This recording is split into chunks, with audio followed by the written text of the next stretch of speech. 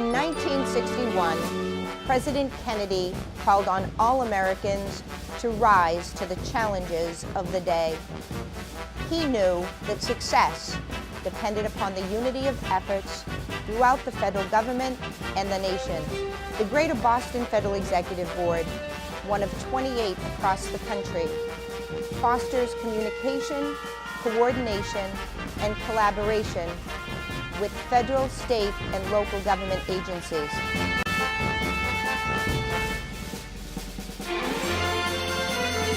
This is your federal government, and I am your host, Diane LeBlanc.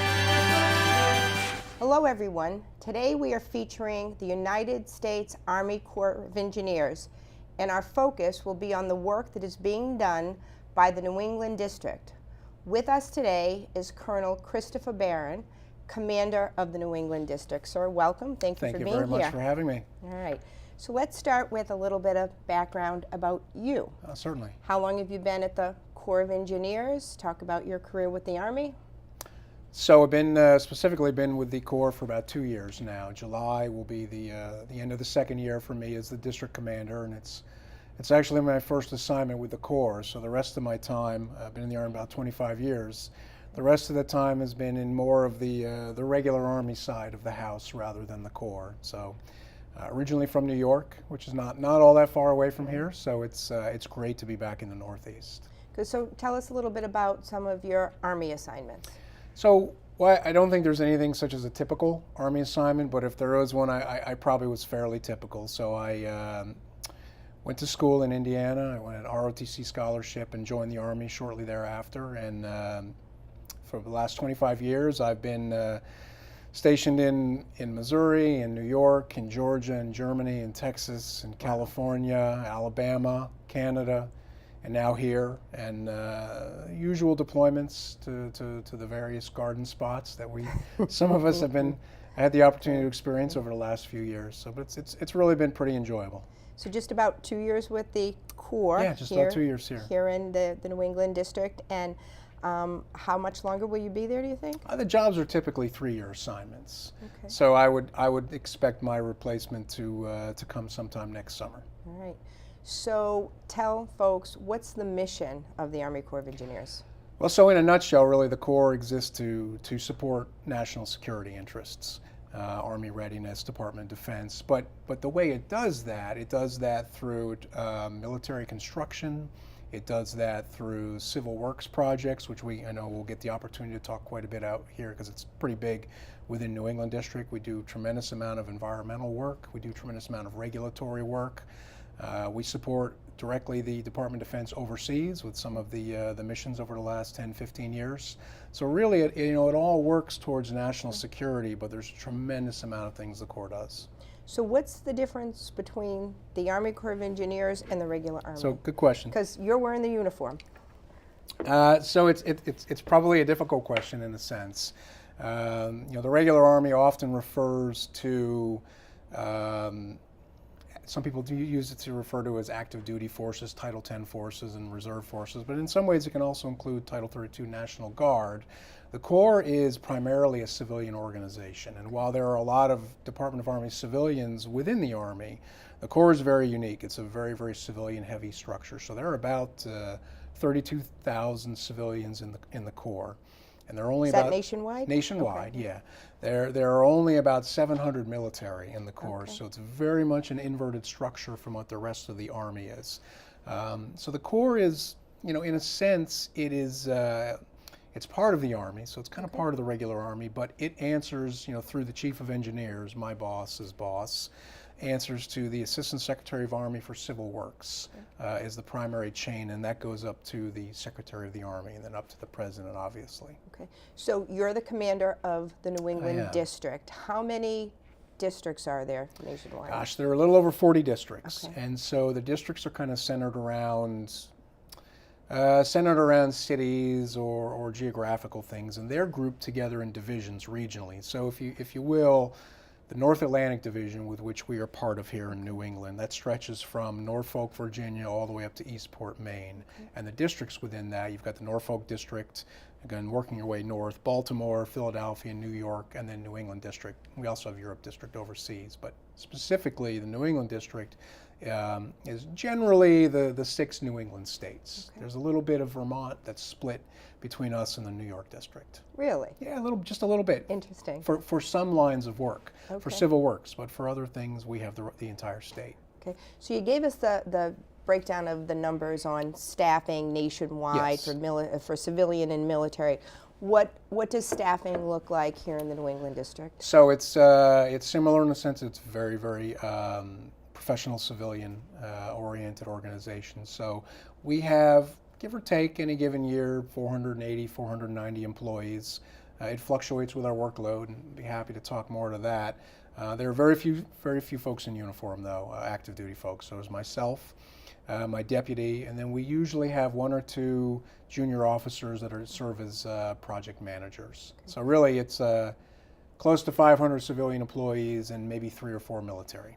Okay, so where are your offices located? In Concord. Well, the main office is in Concord, Okay. but we're a regional organization, so we have folks scattered around. We've got probably about 40 folks down at Cape Cod, down at the canal. We have some resident office with a lot of our engineers and construction reps are out towards Fort Devens.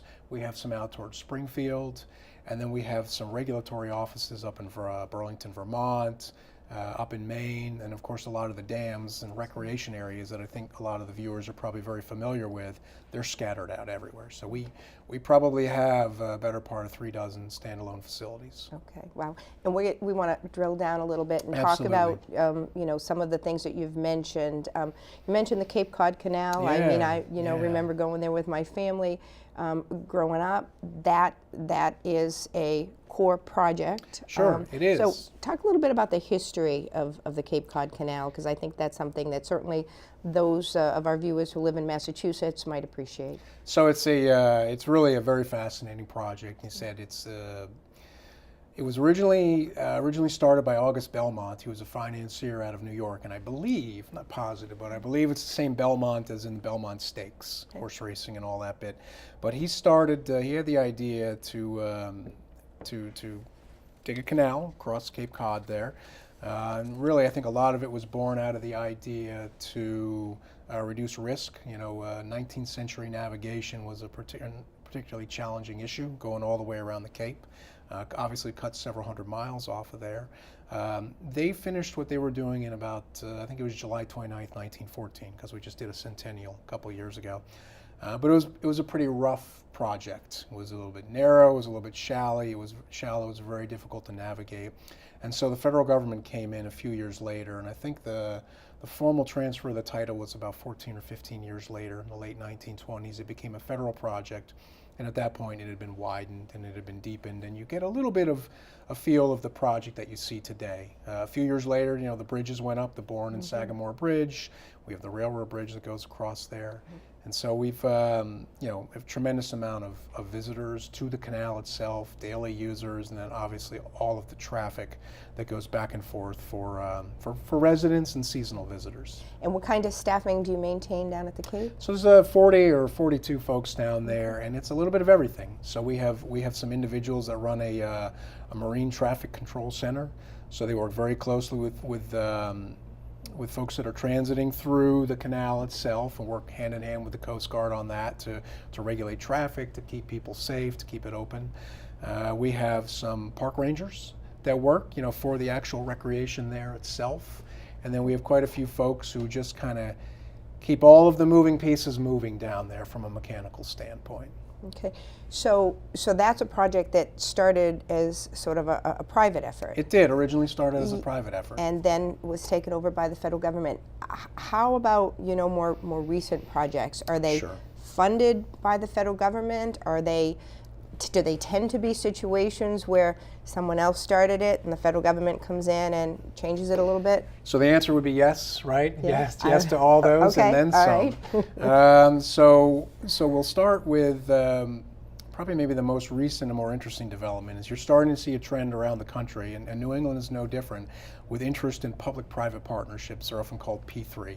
And that would be where federal government or state government or even local works with a private entity to come up with the funding and do that. And so it's interesting, we're looking at seeing potentially some chances for that down in the canal with putting up some solar power. There'll be a bit of a public-private partnership. Possible talk about an additional bridge over the canal. That may be a public-private partnership in the future. But some of the other ones you mentioned, there are a lot of projects that are ongoing that are solely federal interests. All of the projects that we built from a flood risk management standpoint in the 40s and 50s and 60s, the dams that we have scattered around, or the local protection projects, some levees and things like that, hurricane barriers, those are primarily built solely with federal funds. And they're maintained typically solely with federal funds, because there's always a maintenance cost, right, for anything you build, just like a home. But something that's developed in the last few decades, though, are cost-sharing agreements. And the Corps has a tremendous number of programs that it uses to get after different needs, whether it's flood risk management, whether it's ecosystem restoration, a variety of programs. Those are typically shared, cost shared with a sponsor. The sponsor can be a city, it can be a state, it can be a state agency.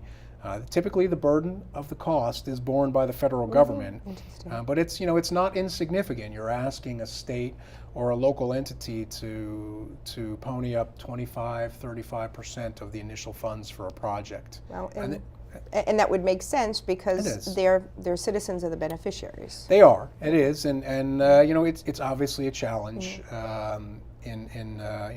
Current fiscal environment can be challenging for any agency or entity to try to find the funds necessary to do projects. But it really, one of the things that the cost sharing is it really ensures true buy-in of a local community into a project.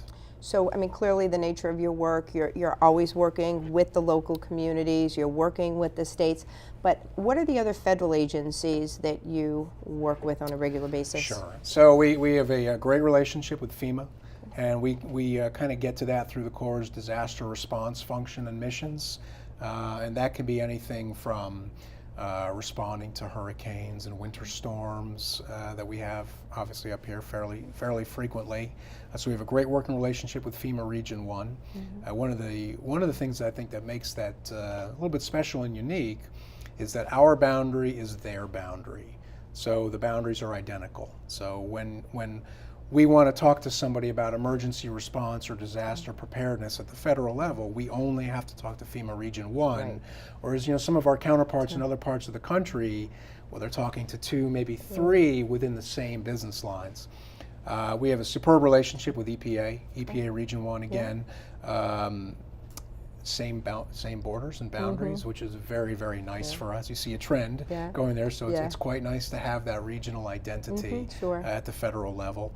But EPA is a fantastic customer for us, and we do a probably the largest portfolio within our entire workload is in support of EPA Superfund work and other sites. So interesting. Can you maybe mention a couple of Superfund projects that might resonate with our viewers?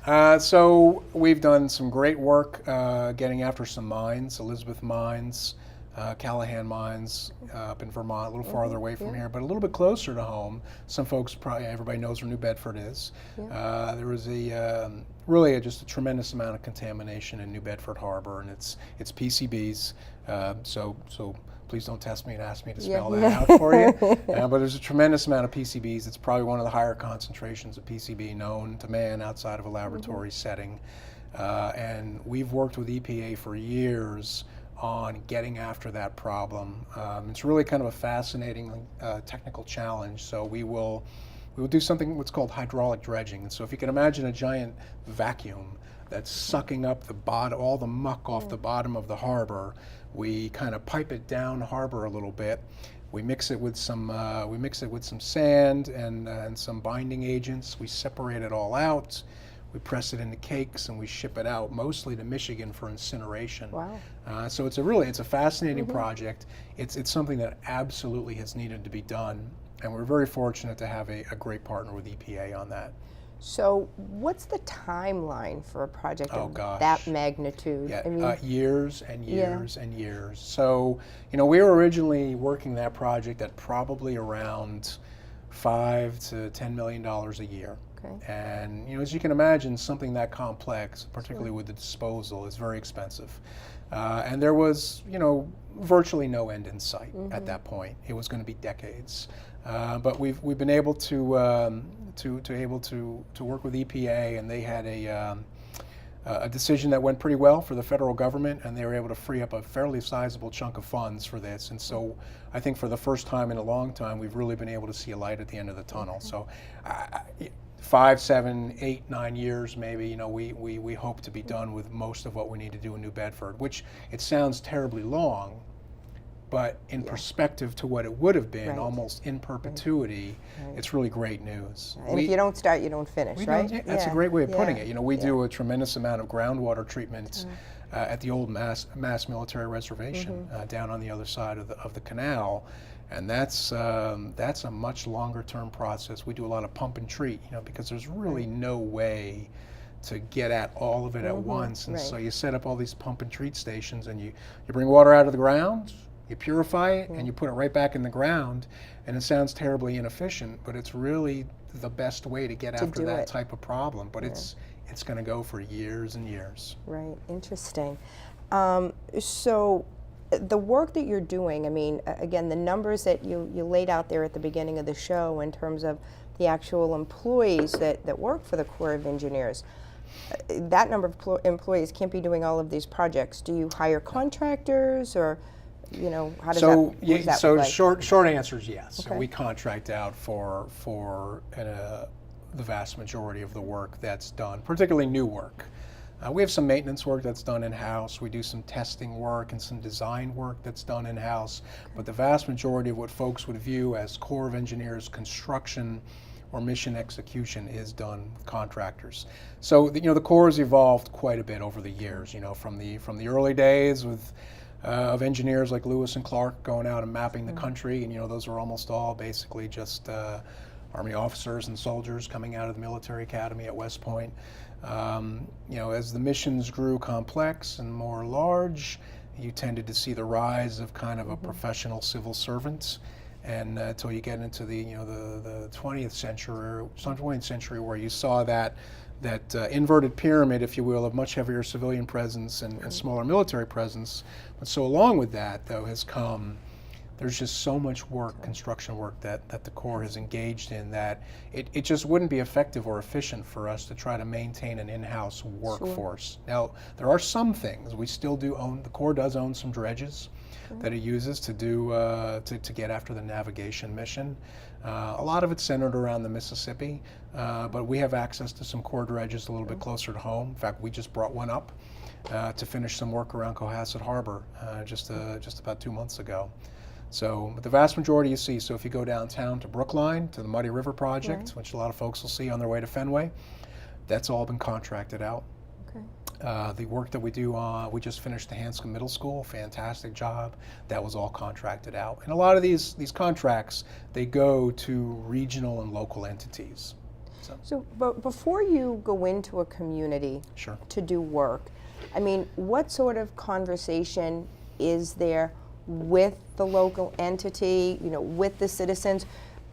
I mean, I'm thinking, many citizens may not even realize the work that you're doing, in their community. So what is that conversation So it depends look on the like? type of work in some regards. So I'll kind of get to the easiest piece first.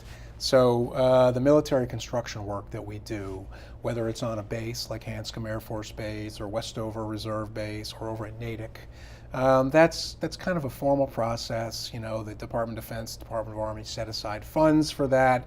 It's there's just a very involved process, and there's a lot of communication between the community in the sense of the customer on the base.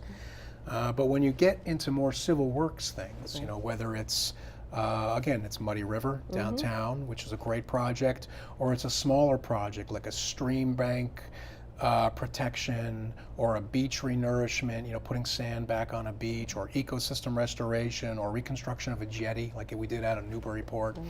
there's a lot of communication that goes on with the public. So we do public hearings, we do public meetings. You know, we encourage the sponsor, whether it's the town or the state or the city, to encourage that public dialogue, and we want people to understand what we're going to do, why we're going to do it, and kind of how it's going to look as it goes along, because as you can imagine, like any active construction site is often a very ugly and scary looking thing. You know, so if I could go back to Muddy River in Brookline, so you know, the Corps worked very hard through Brookline and Boston and all of those parties interested in this to try to explain to folks what was going to happen there and why we wanted to do that. And so, you know, in the process of trying to get in there, and interestingly, originally, for those of you who don't know, we're daylighting a section of the Muddy River down there by the old, I think it was an old Sears or an old Woolworth building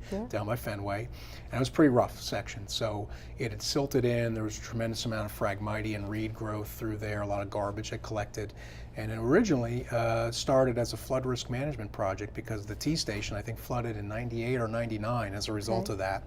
So, but you know, there's a tremendous environmental and really a cultural benefit to that as well. So in going in and cleaning that river out, we're able to restore that section of the Muddy River and the Emerald Necklace to Olmsted's original vision, right? Which is phenomenal.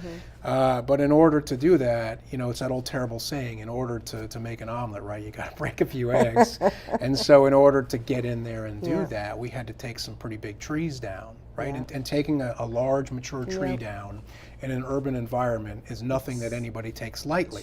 But so you work with the public and you work with the stakeholders and you explain, yes, I'm taking down 50 maple trees, mature maple trees, but this is what we're going to get from it. And these are the 13,000, literally, trees and shrubs that we're putting down on the banks as a replacement for all that.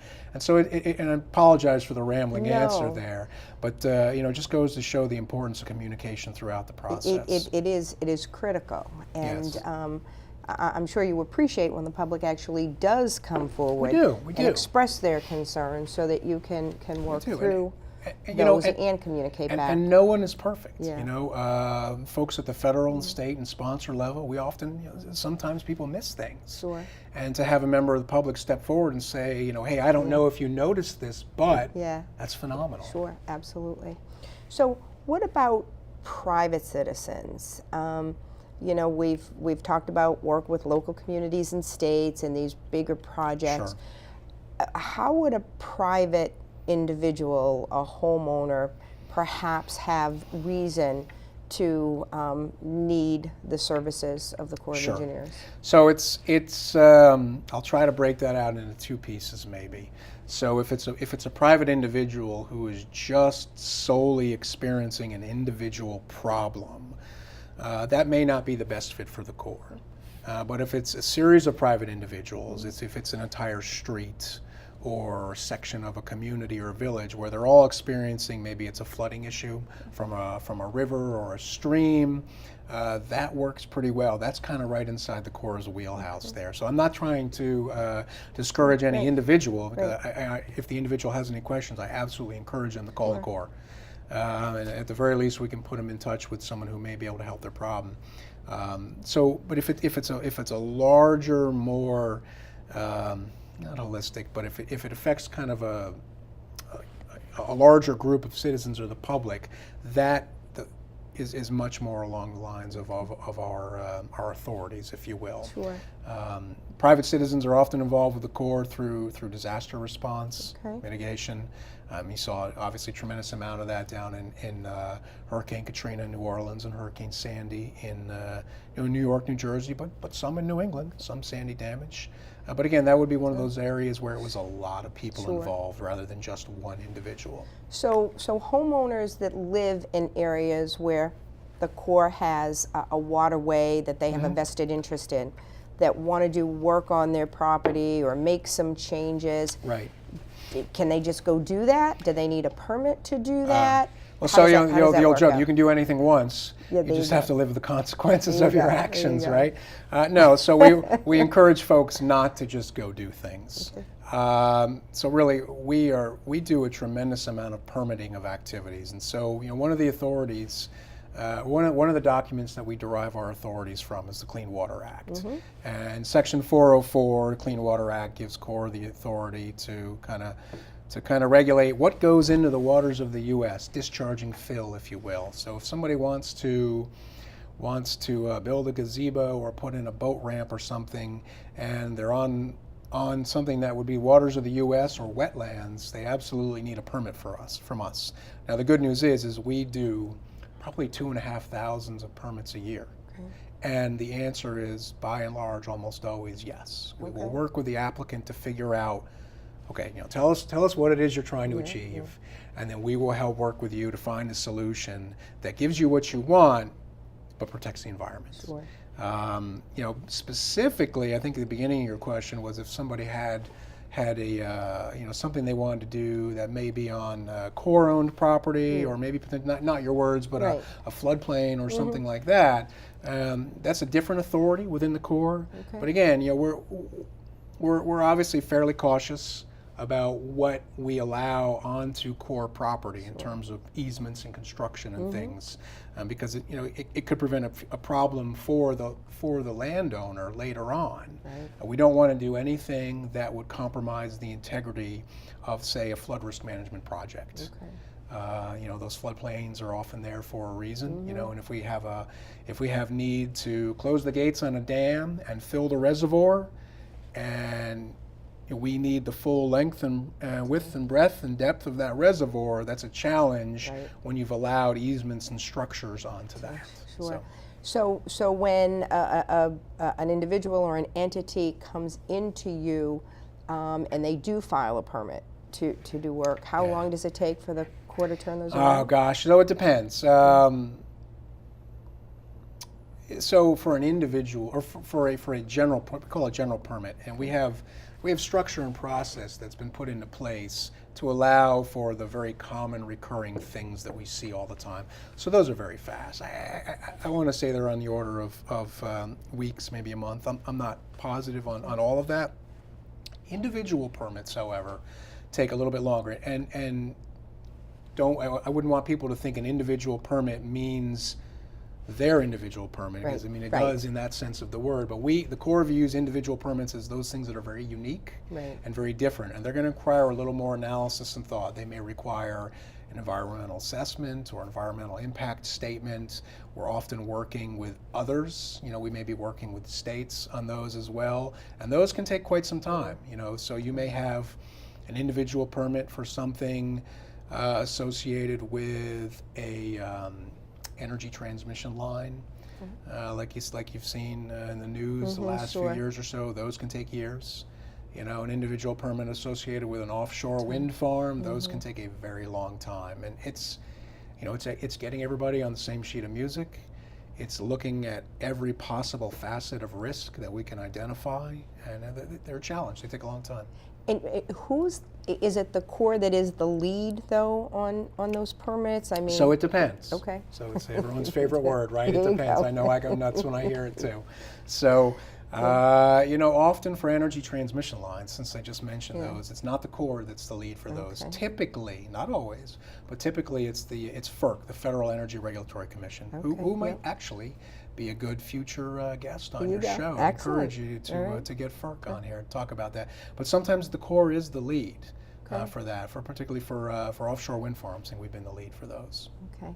So when I was, doing my reading in preparation for this interview, I learned something that I didn't realize the Corps had. This unit called, is it GOES? GOES. The Geo, here, let me put my glasses on. Oh my goodness. Geostationary Operational Environmental Satellite? Oh, okay, yes. What's that? What's that about? It was kind of cool looking. You've touched into one of the many areas that I'm pretty limited in my knowledge on. But you'll know more than me. Well, so. the Corps, I guess I could use that to say that The Corps has access to a tremendous amount of research and technology, of which that is a great example of. A lot of folks don't know it, but the Corps has laboratories. Primarily, most of our labs are run out of Mississippi, out of Vicksburg, Mississippi. There's a really large, in fact, I'm going there tomorrow, Engineering Research and Development Center. But we have a pretty large laboratory as well here in New England, just north of Dartmouth up in Hanover. And it's the Cold Regions Research and Engineering Laboratory. Yep. And so they come up with a lot of solutions like this. So it's not just, the Corps is not just a bunch of folks sitting around contracting somebody to put a brick and mortar construction or dredge a harbor. We do a tremendous amount of, and we try to remain state of the art on all of those things that impact and influence our missions. So whether it's the latest construction technologies through our construction research laboratory, which I think is out in Illinois, or whether it's hydrology and coastal research and how storms and potential climate change influence that. So it's just a tremendous amount of reach back capability. You know, it really, really was fascinating, the data that can be collected and the value of the data, and then informing the decisions that you need to make regarding the work, and that you're specifically doing. with that, we typically rely heavily on collection platforms, if you will, and communication systems and platforms for our water control, reservoir control. Right. So obviously if you have a dam, you like to know how much water you have at any given time, and you often like to know what's the weather and what's the projected rainfall. And we do a very, it's a fascinating kind of very delicate ballet with keeping the reservoirs and gates open at certain levels to, again, drive down as much flood risk as we possibly can, but then also we do that, interesting, we use that to balance some community needs as well. So in some of our locations we'll build up a pretty good head pond behind the dams, and we'll do controlled releases at the request of communities that want to do whitewater rafting and kayaking events. Interesting. So yeah, we really get some great turnout at some of those. Interesting. So you touched on it certainly a little bit, you know, throughout our conversation so far. But the kinds of positions that, you know, the job titles that people who work for the Corps actually have, are the majority of them civil engineers? You know, what are it's a great mixture. What are the position titles? I think we have just about every type of engineer under the sun out there. Specifically in New England district, and we're a little bit of a, you know, kind of a nice cross section of what most of the other districts are like. Some are a little heavier in one than others, but you know, we have civil engineers, we have mechanical engineers, we have electrical engineers, we have environmental engineers, we have biologists, we have wetland scientists, we have economists, we have architects, we have attorneys, we have contract specialists, we have public affairs and strategic communications folks, we have IT specialists, we have resource managers, we have real estate specialists and appraisers, we have project managers, we have just about everything under the sun that you can imagine. Well, we don't have any chemical engineers right now that I'm aware of, but some of the other districts do employ those folks. And the Corps, I assume, is like all other federal agencies, and the hiring is done through the Office of Personnel Management? It is. It's through OPM, so it's just like everywhere else. You know, the Corps is always hiring. Interesting. We're a large organization, and you know we allow folks to develop some pretty desirable skills, and so we're very fortunate to be a great place for folks to work. And again, as I said, we're always hiring. You know, it's just the natural progression of folks at the end of sometimes a 35, 40, 45-year career, or some folks move on to other things. So that at any given time, there's always a dozen vacancies. There you go. Absolutely. Right. So, and again, you have touched on some of the challenges I think that the Corps faces. But what are the big challenges that you think about that are facing the Corps, either nationwide or here in the New England district? So specifically, if I could, I'll probably say some of the bigger challenges we will be facing, and I think in the coming years, will be some uncertainty regarding climate change, and particularly coastal resilience. And not to have any discussions about whatever the causes and drivers are that, but the fact is that the sea level is rising in some locations.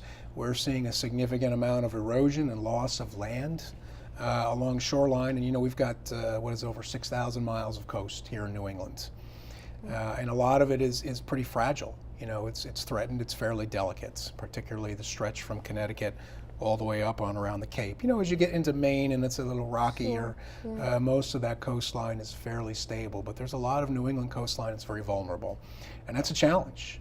And in some ways it's a challenge, well, for a lot of reasons. So it's a challenge because we don't really know what the future's going to bring. There's no perfect model out there yet that shows us where the next point of failure is, and we're really looking hard at figuring out where's our risk, where are we willing to accept a little more risk, and where are we not willing to accept risk.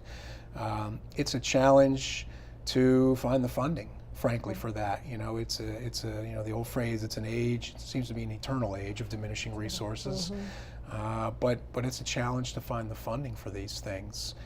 We don't typically receive just baseline funding. It's very challenging to do all of our baseline navigation missions, let alone those things that may be brought about by coastal change. The coast is a very dynamic environment. And the third, so I mentioned, we don't really know what the future is going to bring. There's the funding issue. And then getting the public on board with something can be a very challenging issue. Often where you stand depends on where you sit. Sure does. And it can be a challenge, and so different aspects or elements of the public see problems very, very differently than others, and all of the voices are valid. Whereas sometimes it feels like we're all often, describing an elephant from 1 inch away, right? And it's all correct. It's just it can be a very large challenge. But going back to the funding thing, if I could. One of the things that makes the Corps very, very unique among its federal partners is that all of the districts, just about all the districts within the Corps, are project funded. And so what I mean by that is when folks think of a federal employee or a federal civil servant, they think, okay, his or her salary is fixed, and they're going to work 40 hours a week, no matter what they do, they're paid. The Corps is a bit different in that we're not centrally funded like that. We pay our employees by the money we bring in from those that pay us to do work. So I mentioned EPA is a great customer of ours. So they pay us to contract out work and oversee the work. And like any business, in some ways it's very, very similar to a business model. You have an overhead, and you use that overhead rate to fund our rent, pay our electric bill, pay our security guards, pay those people who are not specifically associated with the project. And I think that's often lost on not just the public, although they probably understand it better because they're more associated with business, but a lot of our other state and federal partners don't understand that we are not centrally funded. So if I have a lot of work that comes in, I can hire a lot of employees. I could have 550 or 600 employees. But now I've committed to those federal employees, but if my work dries up, and I no longer have that inflow of funds for projects, standing high and dry, and you're looking at potentially a RIF. So it's a very, very delicate balancing act. Sure, that is a different very different model. The very funding different model. So sort of this project based way that you operate. What are the 3 biggest projects that the New England District is currently involved in? Oh my gosh! So you're going to limit me to 3? Well, just right? just the real biggies right now. So I'll give a couple, and they may not be necessarily be the most traditional things that would think. We do a tremendous amount of real estate work. Folks might not know that, but we do all the leasing and the support for all of the Department of Defense, the recruiting stations in New England. So I think there's 93 or 94 or close to 100 of those. And so, there's been some pretty rough events at some recruiting centers the last couple of years, particularly down in Chattanooga. And so Department of Defense has really has directed the Corps to beef up a lot of the security at the recruiting centers. And so we've got some great professionals that are involved in doing that all across New England. And that's a pretty big, major muscle movement for us, and it's a pretty important mission. I mentioned Muddy River. Muddy River is a great job, and that's we are closing the end of phase 1 on that one. Phase 2, we're going to get after cleaning out some other sections and broadening it out a little bit more. So that's been a huge project for us. We've got Boston Harbor deepening looming on the horizon for us. So Boston Harbor, great harbor. I think it's around 44 or 45 feet. I think the main channel through there, I'm not sure. There are a lot bigger ships that are looking to come into Boston, and it's obviously it's great for it's great for the local community. It's great for New England as a region. Every ship that comes into Boston Harbor with containers is that fewer containers that have to come up I-95 from New York and New Jersey. There you go. So if that doesn't make the Departments of Transportation, the air quality people happy, I don't know what would. But so we're looking at deepening that to around 50 feet. Wow. That's going to be a pretty big project. We're looking at several $100 million to deepen that canal all the way out. Has that been approved? Has that project been so designed? it is an approved project. Okay. So we're just waiting on funding. And it's a great project and it competes very well. But in fairness, there's a lot of other competing needs around the country, and there's somewhat of a limited pot of money. We're looking at doing a deepening project up in Portsmouth Harbor, a turning basin there. We want to make it a little bit wider, a little bit deeper. There have been some groundings, frankly, in the last few years up there. We've been very fortunate that no one's been hurt, haven't been any spills. We've got a school project, an elementary school on Hanscom that we're wanting to build. We just finished up the middle school. I would encourage anybody that has a chance to get on to Hanscom and see the middle school. It's fantastic, and we're going to build an elementary school out there as well. So there's really a tremendous amount of work going on around the region. Excellent. Well, we've certainly talked about an awful lot of things in a very short amount of time. What haven't we talked about that our viewers need to know? So I guess, it's probably a good way to close it. I would say that, if anybody has any questions, I would encourage folks to call the Corps of Engineers. You can find us on Facebook. You can find us on Twitter. You can find us online. Just Google Army Corps of Engineers, USACE, New England, any of that variety will get you to our page. And call us up. If you have any questions, I would encourage people to just call us up. We enjoy hearing from the public. Shoot us an email. There's ways to get questions answered. Get us involved in the community. If they want us there, we'll be happy to be there.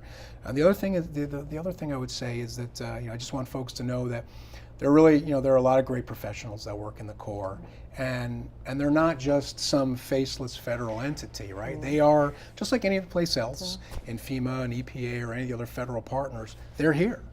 I mean, they are citizens of the Commonwealth, they're citizens of Rhode Island. They have a vested interest in the work that the Corps does in all of the communities. And so they take their jobs and their missions very, very seriously, and I'm tremendously proud of them. I couldn't be happier. Excellent. Colonel, that is a great way to end. It's been a pleasure. Thank you so much. Thank you very much for your inviting me. service. So thank you. So I want to thank Colonel Barron for joining us today and for helping us to better understand the important work being done by the United States Army Corps of Engineers. I thank you for watching, and I hope that you will continue to join us as we feature other federal agencies on your federal government.